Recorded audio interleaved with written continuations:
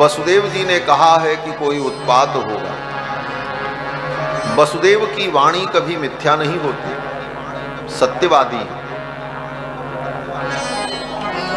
नंद बाबा सोचने लगे, नंदः पथिवचः सौरेर्नामृषेति विचिन्तयन् हरिं जगाम शरणम् उत्पातागम शंकितः।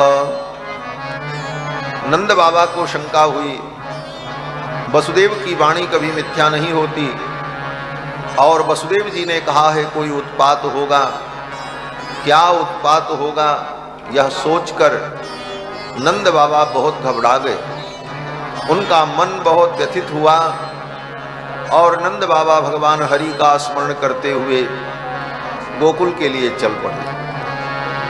हरिम जगाम शरणम उत्पातागम शंकिता।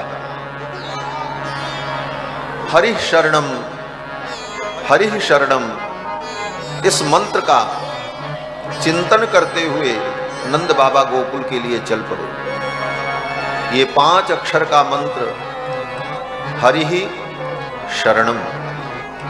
मन में कोई चिंता हो, आकस्मिक भय हो,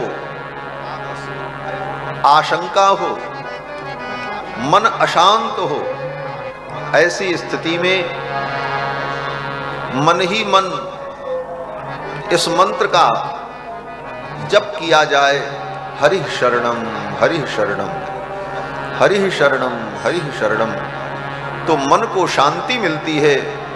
और जो कोई उपद्रव अगर होना भी है तो वह उपद्रव हानिकारक नहीं होता और कोई न कोई कल्याण का मार्ग प्राप्त हो जाता है। नंद बाबा इसी मंत्र का जप करते हुए गोकुल के लिए चल पड़े। हरिः शरणम, हरिः शरणम। नंद बाबा जब तक पहुंचते गोकुल तब तक पूतना पहुंच गई। कंसेन प्रहिता घोरा पूतना बालघातिनी। बालकों की हत्या करने वाली बालघातिनी पूतना गोकुल पहुंच गई। शिशोश्चचार निघ्नन्ति पुरग्राम व्रजादिषु। बालकों की हत्या करने के उद्देश्य से पूतना पहुंची और माया के द्वारा पूतना ने अपना दिव्य सुंदर वेश बना लिया। योषित्वा माययात्मानं प्राविशत् कामचारिणी। माया के द्वारा उसने बड़ा सुंदर रूप बनाया। लग रहा था जैसे साक्षात लक्ष्मी आ गई हूं वृंदावन गोकुल। गलियों में घूमने लगी। गोप ग्वाल बालों ने देखा, सबके मन का हरण करने लगी अपने सौंदर्य के द्वारा। वेद व्यास जी कहते हैं, मनोहरंतीम वनिताम ब्रजौकसाम। वनिताम ब्रजौकसाम मनो। ब्रज की गोपियां और ब्रज के जो गोप हैं उनके मन का हरण करती हुई पूतना ब्रज की गलियों में घूमने लगी।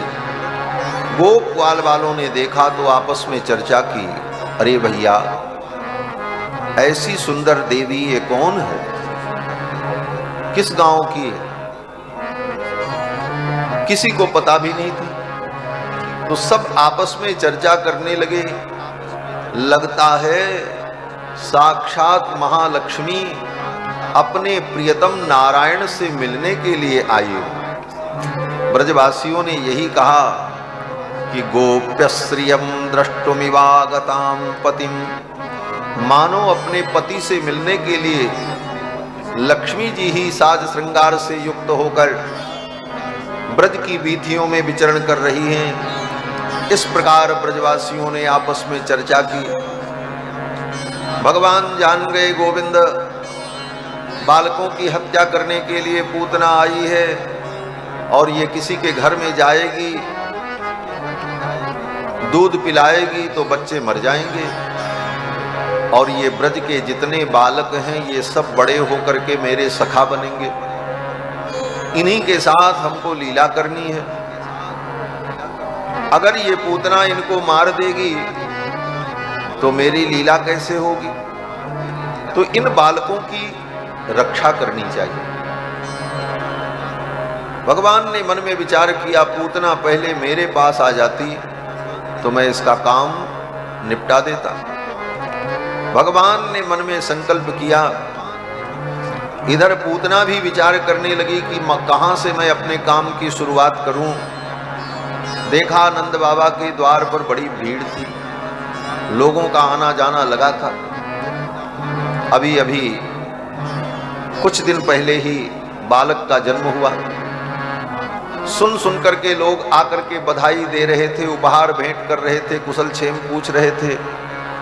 तो नंद बाबा के द्वार पर आने जाने वालों की भीड़ लगी थी। को प्रविशत को निकसत गृहते, कोई प्रवेश कर रहा है, कोई निकल रहा है। पूतना ने सोचा चलो यहीं से मैं अपने काम की शुरुआत करूं, यहां भीड़ में मुझे कोई पहचान नहीं पाएगा।